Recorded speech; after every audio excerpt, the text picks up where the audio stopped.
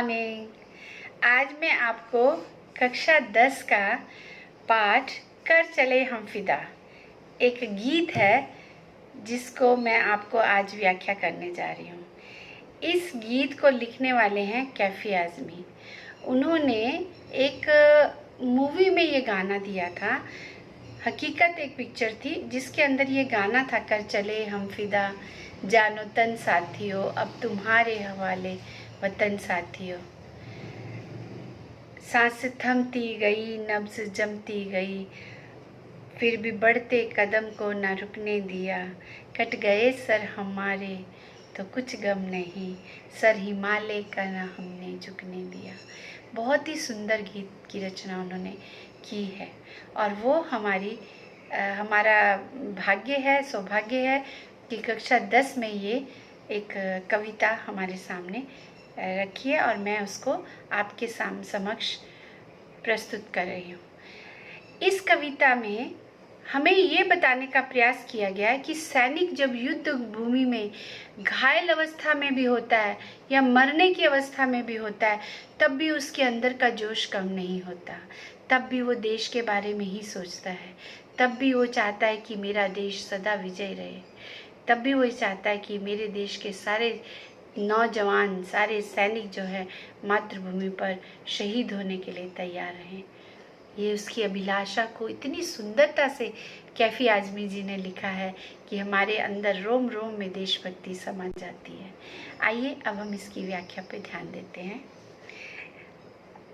कर चले हम फिदा जानो तन साथियों, अब तुम्हारे हवाले वतन साथियों।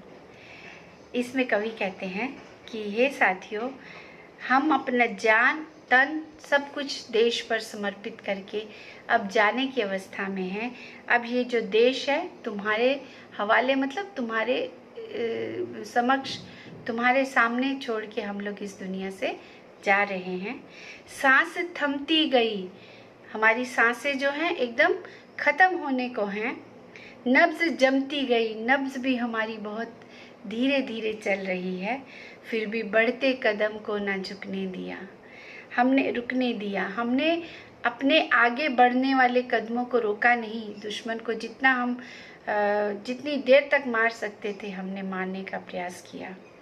कट गए सर हमारे तो कुछ गम नहीं, पर सर हिमालय का हमने न झुकने दिया।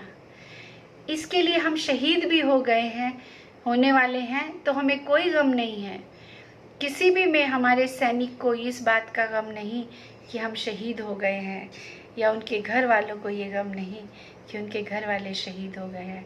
पर सर हिमालय का हमने न झुकने दिया। हमने अपने देश का, हिमालय से तात्पर्य हमारे देश भारतवर्ष का सर हमने झुकने नहीं दिया किसी के सामने। यानी हम कभी भी पराजित नहीं होंगे, ऐसी भावना करते हुए वो शहीद जो है मातृभूमि में सोच रहा है।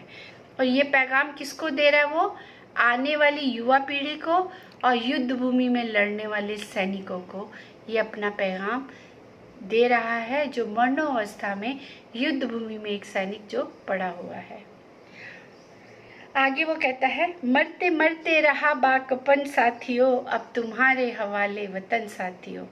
यानी मरते मरते भी हमारा जोश, बाकपन मतलब हमारा जो जोश है वो कभी भी कम नहीं रहा, बढ़ा ही।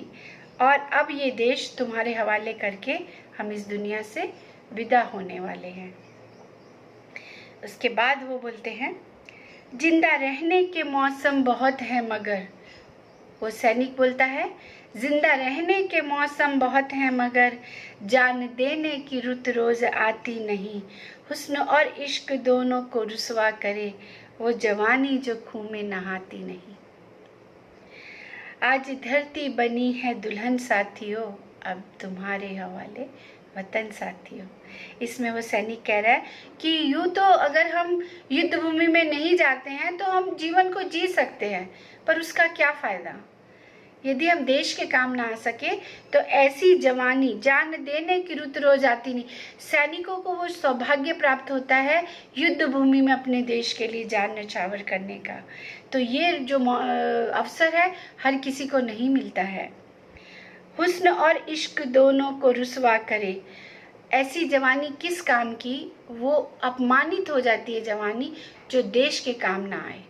ज़रूरी नहीं कि आप सैनिक हैं तो ही काम आएंगे। आप अपने कर्म क्षेत्र में यदि निष्ठा ईमानदारी से काम करते हैं तो भी आप देश के काम आ रहे हैं। और ऐसी जवानी जो किसी देश के काम ना आए, ऐसी जवानी जो है वो अपमानित है, यानी उस पर हमें कभी भी गर्व नहीं हो सकता। वो जवानी जो खूह में नहाती नहीं, जो देश के काम ना आए और अपना बलिदान ना दे सके देश के लिए, ऐसी जवानी जो है किसी काम की नहीं। आज धरती बनी है दुल्हन साथियों, धरती बनी है दुल्हन साथियों। वो सैनिक धरती माँ को एक दुल्हन के रूप में देख रहा है। क्यों? क्योंकि सैनिकों ने अपने खून से धरती माँ का श्रृंगार किया है और इसलिए वो धरती माँ को एक दुल्हन मान रहा है। उसके बाद कहते हैं, राह कुर्बानियों की ना वीरान हो, तुम सजाते ही रहना नए काफिले। फतेह का जश्न इस जश्न के बाद है, जिंदगी मौत से मिल रही है गले। बांध लो अपने सर पर कफन साथियों, अब तुम्हारे हवाले वतन साथियों। इसमें वो सैनिक कहता है, राह कुर्बानियों की ना वीरान हो। वीरान मतलब खाली नहीं होनी चाहिए। हमें देश पर कुर्बानियां मतलब नचावर होने के लिए सदा तैयार रहना चाहिए। हर भारतीय को तैयार रहना चाहिए। तुम सजाते ही रहना नए काफिले। युवा पीढ़ी और सैनिकों से कह रहा है वो सैनिक कि तुम आगे ऐसे कई काफिले तैयार रखो जो देश के ऊपर निछावर होने के लिए तैयार हो जाए, जो देश के लिए अपनी जान बलिदान देने को तैयार हो जाए। फतेह का जश्न इस जश्न के बाद, और जो हमारा जीत का जश्न हम आज तक मनाते आ रहे हैं, वो जश्न रुकना नहीं चाहिए। उसको तुम हमेशा आगे बढ़ाते रहो और एक जीत के बाद दूसरी जीत ये लगातार होती रहनी चाहिए।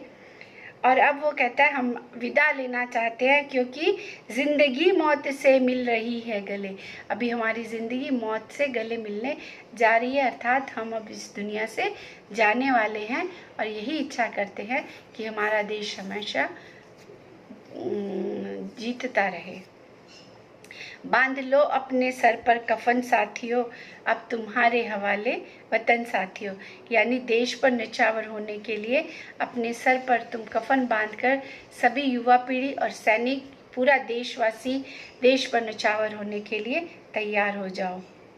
अगले पैराग्राफ में बोलते हैं, सैनिक बोलता है, खींच लो अपने खून से ज़मीं पर लकीर।